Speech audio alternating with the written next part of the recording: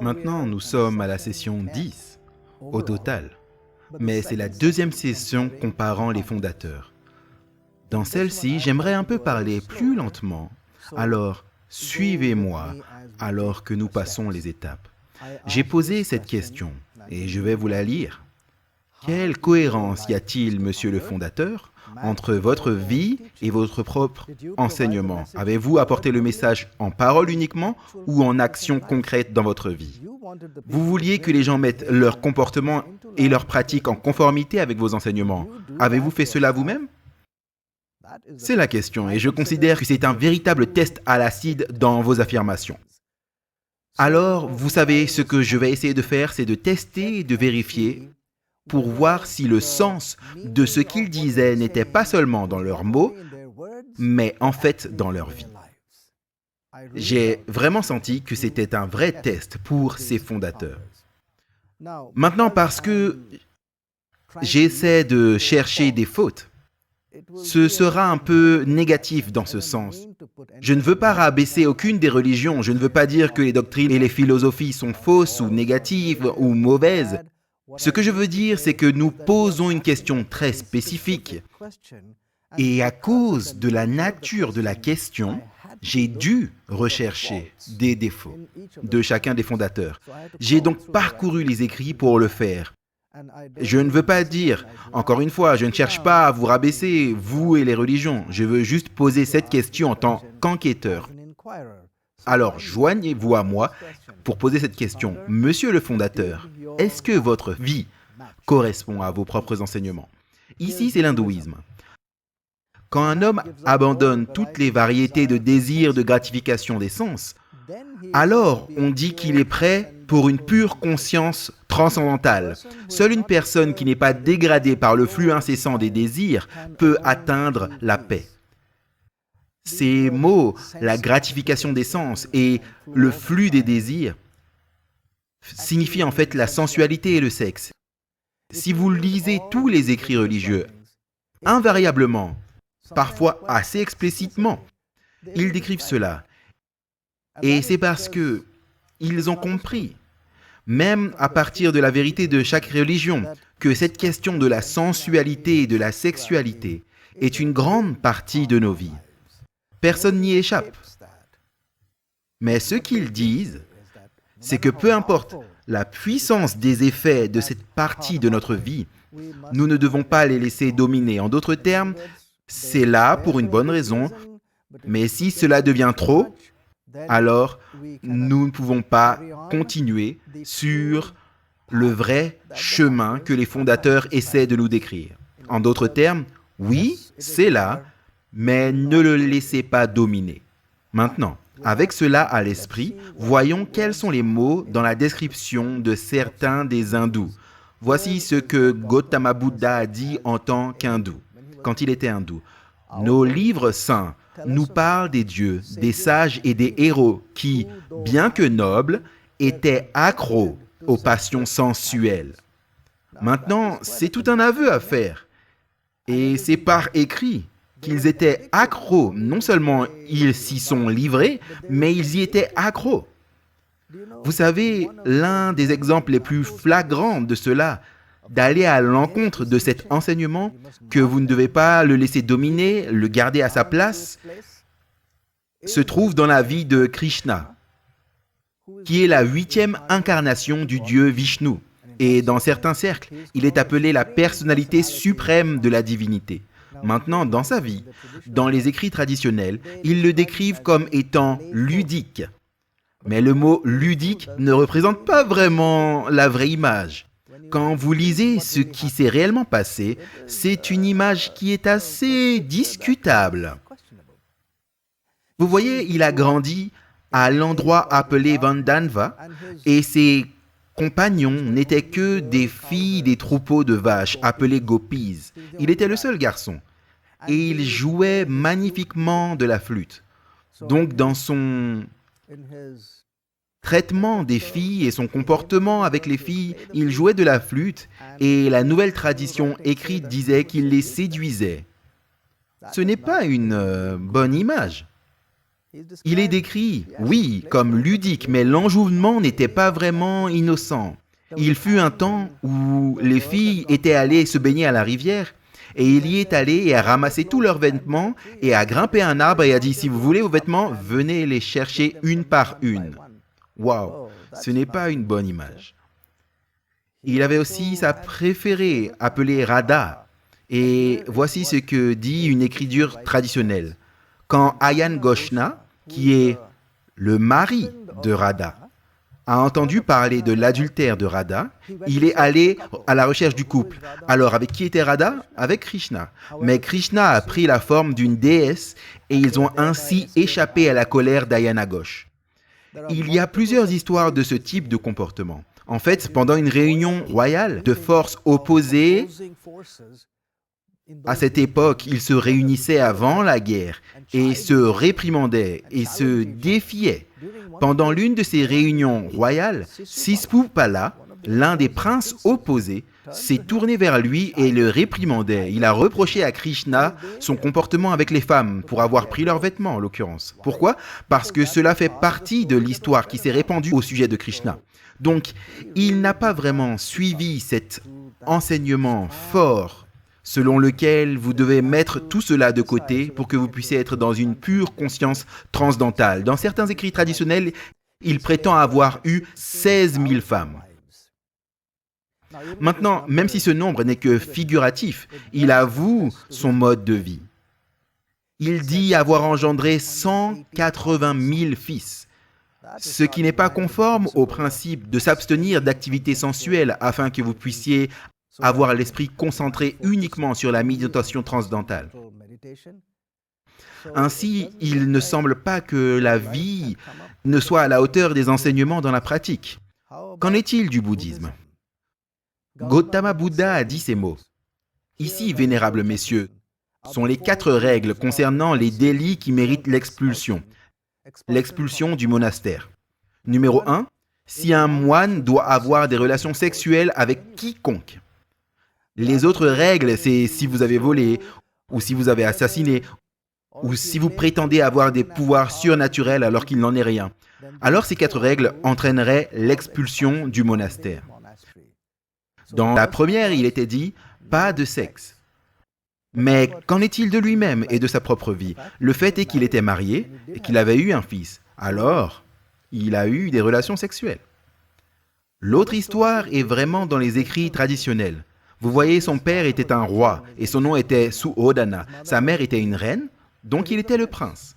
Quand il devait naître, un prophète des contreforts de l'Himalaya, son nom était Asita, est venu au père et a dit « Tu vas avoir un fils.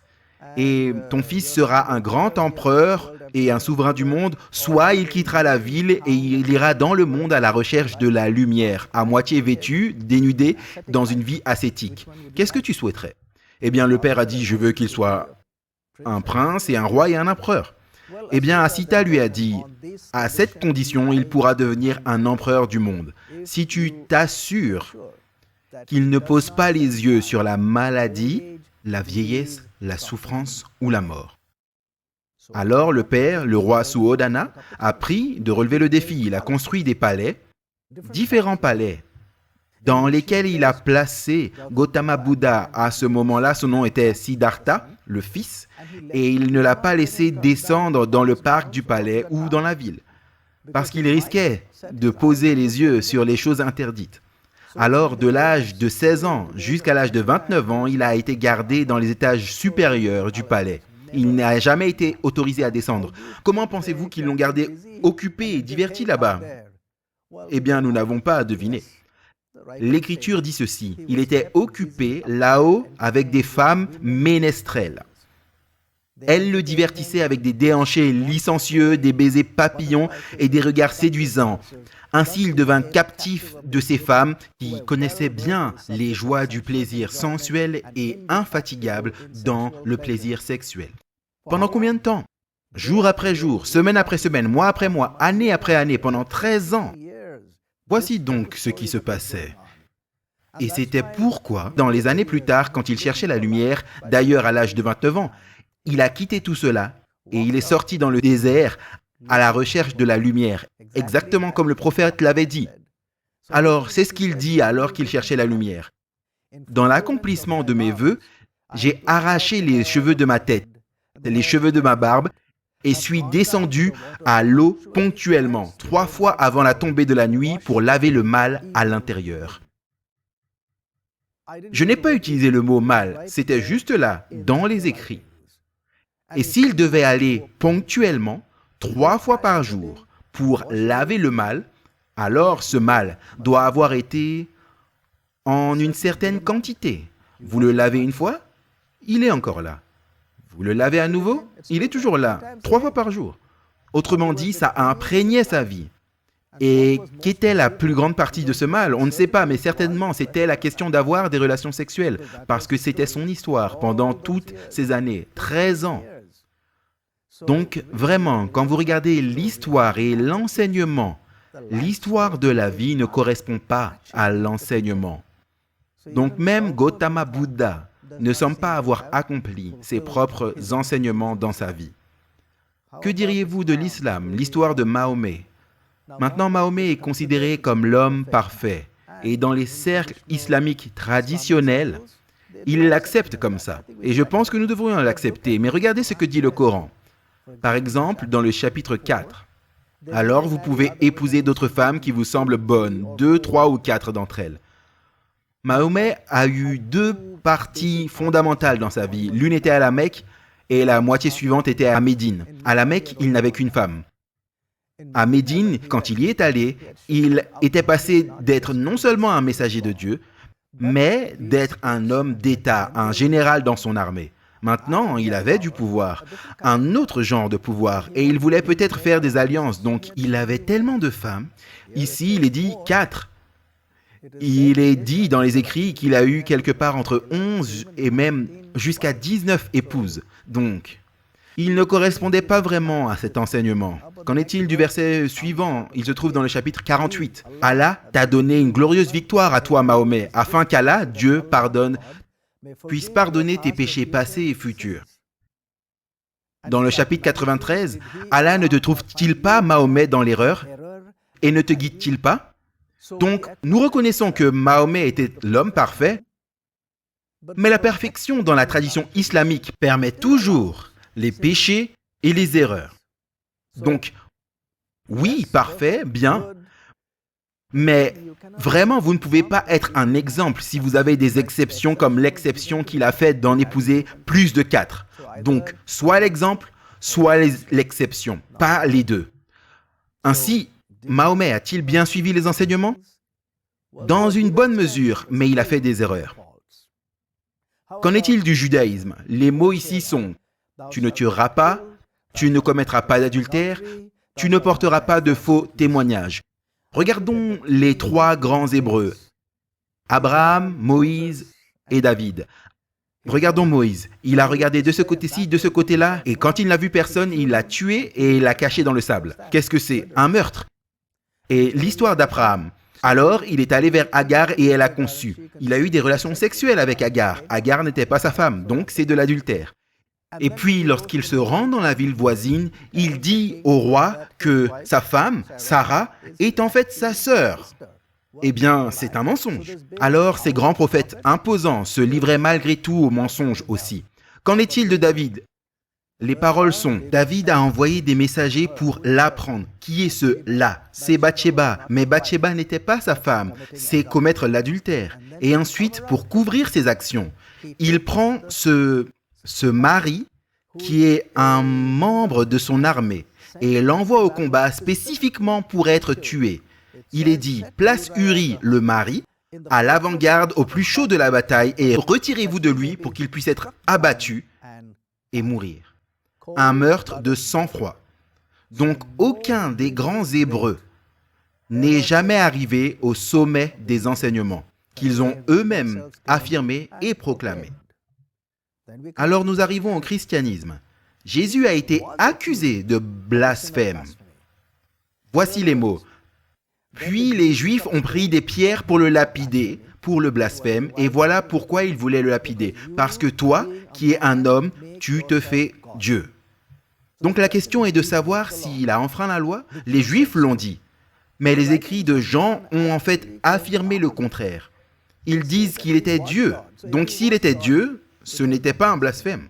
En fait, Jean dit dans Jean 1:1, la parole, qui était Jésus, était Dieu. Donc les écrits sur lesquels nous basons notre évaluation soutiennent cela, même s'il a été accusé. Donc l'accusation était là, mais elle n'a pas été confirmée dans les écrits eux-mêmes. Alors nous avons mis de côté la question du blasphème. Il a été accusé, mais cela n'a pas été soutenu par les écrits. Et maintenant, nous allons à 12 déclarations dans les écrits et voyons comment cela se déroule. Voici la première déclaration, par Pilate. Maintenant, Pilate était un gouverneur romain. Les Juifs et les Romains n'étaient pas exactement des amis. En fait, ils se détestaient les uns les autres, d'une haine passionnée. Et pourtant, voici ce que dit Pilate, un gouverneur romain, d'un Juif, Jésus. Et en effet, je l'ai examiné en votre présence, et je n'ai trouvé aucune faute chez cet homme. Et dans le livre de Jean, il est dit « Je ne trouve aucune faute en lui, vraiment ». Puis, il approuve cela et cite Hérode en disant qu'Hérode n'a également trouvé aucune faute parce qu'il l'a renvoyé. Donc ces deux-là étaient les premiers de notre liste. Numéro 3, la femme de Pilate. Pendant le procès, elle a envoyé une note à Pilate. Elle a dit « Veille à ce que tu fais à propos de cet homme qui est dans ton tribunal. » J'ai entendu parler de lui et en fait, j'ai vu dans un rêve, cet homme est un homme juste. Le mot juste signifie bon, irréprochable. Numéro 4, le centurion romain. Ces soldats endurcis savaient à quoi ressemblaient les criminels et il était responsable de la crucifixion. Et quand il a vu la façon dont Jésus s'est comporté, ses paroles, tout son comportement, mes amis, c'était différent. Et donc au moment de sa mort, quand il a vu comment il est mort et ce qui s'est passé autour de lui, voici ces mots. Certainement, c'était un homme juste. Le voleur sur la croix. Jésus a été crucifié entre deux larrons. Un d'entre eux s'est tourné vers Jésus et a dit « Hé, si tu es le Fils de Dieu et que tu es le Messie et que tu as un grand pouvoir et une énergie, une autorité énorme. Pourquoi ne descends-tu pas de la croix et ne nous descends pas aussi ?» L'autre voleur s'est tourné vers lui et l'a réprimandé en disant « Écoute, toi et moi sommes en train de mourir ici crucifiés à cause de ce que nous avons fait qui était mauvais et mal. » Et puis il a dit ces mots « Mais cet homme, pointant vers Jésus, n'a rien fait de mal. » Maintenant, tous ces 5 l'ont vu de loin. Donc de loin, eh bien, il semble qu'il soit OK. Qu'en est-il de ceux qui étaient proches de Jésus? Vous savez, il y a une tradition en Orient entre les rabbis et ceux qui les suivent, qui s'appellent les talmudines. Et en Inde, on a les gourous et les disciples sont appelés shishaya. La relation est très forte et particulière. Le talmudine, le disciple d'un rabbin, doit quitter sa maison pour suivre le maître. Pourquoi? Parce qu'il doit le suivre au point de devenir comme lui. Et voici une des prières que les parents priaient sur leur fils qui allait maintenant être un disciple de ce rabbin. C'était un grand honneur pour une famille si un rabbin venait dire « J'aimerais que votre fils soit un de mes disciples. » Alors voici la prière qu'il disait. « Que la poussière de ton rabbin couvre tes vêtements. » La poussière venant de ses sandales, qu'elle couvre tes vêtements. Quel était le sens? Puisses-tu suivre de si près ton rabbin, qu'à la fin, tu sois comme ton rabbin. Va près de lui. La poussière de ses sandales doit venir sur ton vêtement. C'est-à-dire, regarde-le. Comme il parle, tu parleras. Comme il marche, tu marcheras. Comme il mange, tu mangeras. Compare, copie-le, en tout, dans toutes ses manières, dans tous ses enseignements et toutes ses philosophies. En d'autres termes, sois proche de lui à tout moment. Jésus, en tant que rabbin, avait des talmudines. qui le suivaient jour après jour. Alors voici l'un d'entre eux, Jean, qui a regardé Jésus. Maintenant, Jean veut évidemment être comme Jésus. Alors il l'a regardé du matin jusqu'au soir, jour après jour, semaine après semaine, mois après mois, année après année, pendant 3 ans et demi, sans interruption. Et à la fin de cette observation méticuleuse et continue, voici ce qu'il dit. En lui, il n'y a pas de péché. Que diriez-vous de Pierre, un autre talmudim, un autre disciple? Il dit, Christ, sans tache et sans ternissure. Un autre, Paul, il était en tout point tenté comme nous, pourtant sans avoir péché. Pouvez-vous voir une tendance avec tous ces gens? Ils semblent le regarder, l'examiner et ne pas vraiment trouver ce qui le discrédite. Eh bien, ces disciples étaient ces bons. Que diriez-vous d'un disciple déloyal? Judas. Il l'avait trahi. Et puis, quand il a réalisé son erreur, il est retourné au prêtre et leur a jeté l'argent et a dit « Non, je ne veux pas de cet argent, parce que c'est moi qui ai péché. J'ai trahi cet homme qui est innocent. » Il a utilisé les mots « sans innocent », signifiant que cet homme était innocent. Donc, nous en avons 9 déclarant la même chose. Le 10e est assez particulier et assez puissant. Jésus est le seul fondateur d'une religion majeure qui est référencée dans les écrits d'une autre religion majeure. Il est référencé 90 fois et plus dans le Saint-Coran, le livre de l'islam. 16 fois, il est identifié par le nom de sa mère. À cette époque, c'était généralement le nom du père, fils d'un tel. Mais ici, Jésus, et à son époque aussi, est appelé Jésus, le fils de Marie. Et dans le Coran, il est dit Issa bin Mariam. Plus de 16 fois, Jésus, le fils de Marie. Et plus de 10 fois, on lui donne le titre Al-Messie, le Messie, dans le Coran. Et voici les mots dans le Coran sur la vie de Jésus. Dans le chapitre 3 et le verset 46, il est dit « Il mènera une vie juste. » Et celui qui a parlé à sa mère, l'ange, a décrit sa vie. Fils, saint et irréprochable.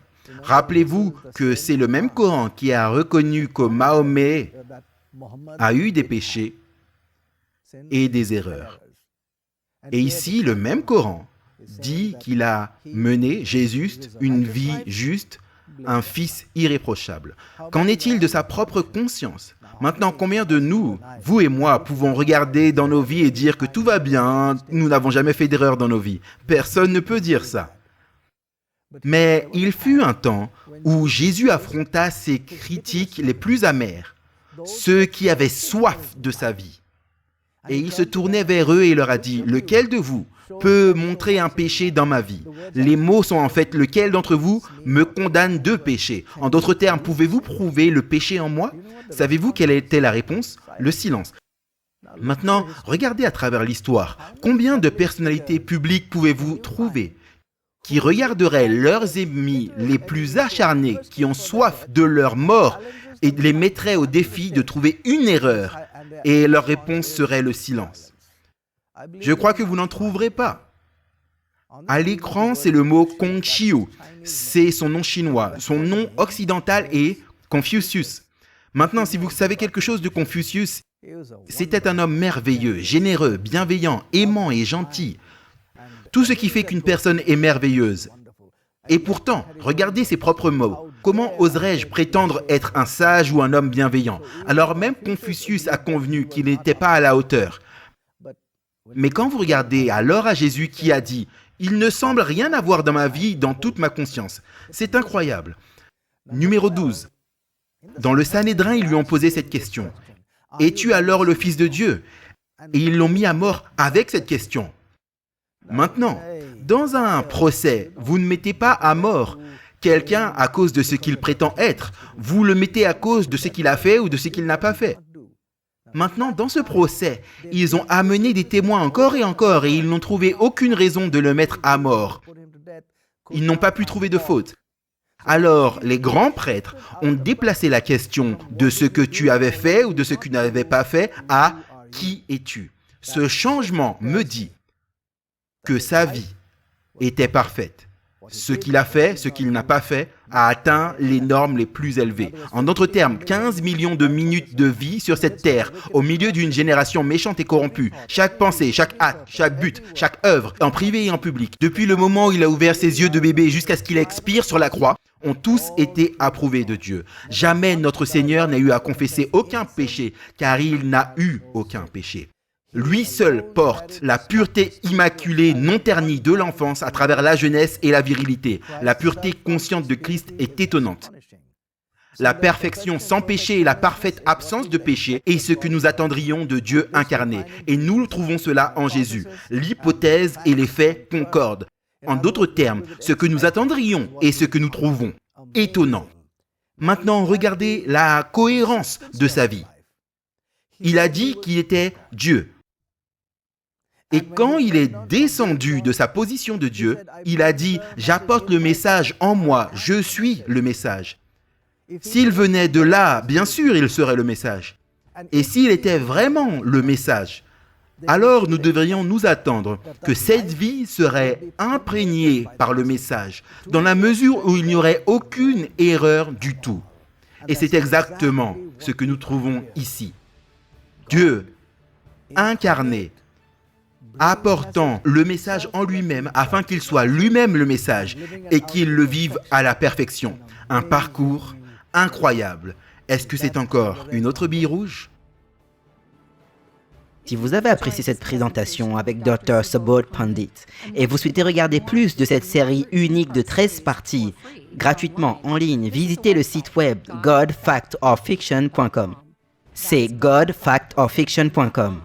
Si vous souhaitez commander cette série fascinante sur DVD, elle est maintenant disponible chez Whitehorse Media. Pour commander de l'intérieur des États-Unis, appelez 1-800-782-4253.